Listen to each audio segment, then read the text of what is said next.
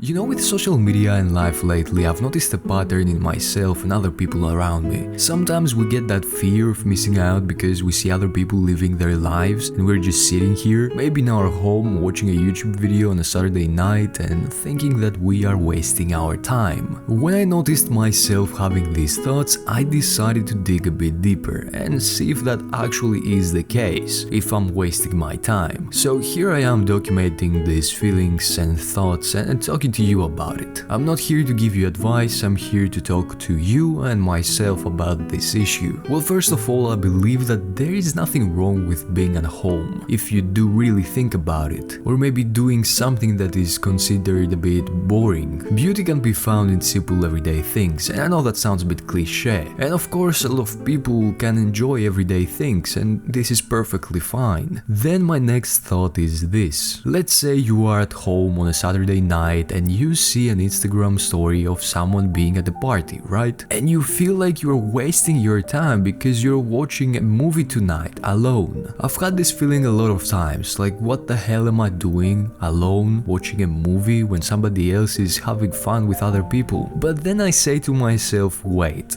just think about it for a second. Do you really want to be at a party, or the fact that you see another person being at that party and you romanticize or idealize the situation that person is in makes you wanna be at the party? So I try to pause those instinctive thoughts for a second, and I think if a friend DM'd me that day and told me about that party, would I wanna go? Or would you wanna go if that friend DM'd you? No matter what the answer is, it will help you understand a bit more about that feeling you get. And whatever the answer is, again, it's okay to stay at home and have a relaxing Saturday night. We will have so many Saturday nights while we are still young, and hell, many nights in general that you can do whatever you want. But what I don't agree with or find rather shallow is that feeling of regret for something very normal just because someone else is doing something different. I hope what I mean here is clear, because why would you feel, or why would I feel regret for staying at home tonight and watching a YouTube video or a movie or playing a video game just because someone else is doing something different? You know, social media can be a good place, but most of the time it is a dark rabbit hole. This is my thoughts lately, because it sparks comparison in many ways, like the one we're talking about today, where essentially we compare our lives with other people's lives in a non-constructive way. I don't believe that this self-torturing way of comparison leads anywhere. And yes, it literally sounds like self-torturing, this whole thing. We are chasing our own tails till we pass out, and that even spreads like a virus to more and more aspects of our lives, like our romantic life, the partner we are with, then our careers, our jobs, our looks, and the list goes on. I've spent some time on social media in the past, of course, like all of us, and you can't imagine, in case you haven't noticed that, how many times you see a comment on a good-looking woman's post, let's say, saying, "I wish my girlfriend looked like that." And that is a lighter version of many comments that are much worse and overly sexualized. You've probably seen that before, and it is really sad, and you do see the effect of social media and infinite scrolling very clearly in that comment. It is essentially at its core an addiction, and maybe overstimulation. You get so much of everything and your brain is kinda confused. I really don't like the idea of not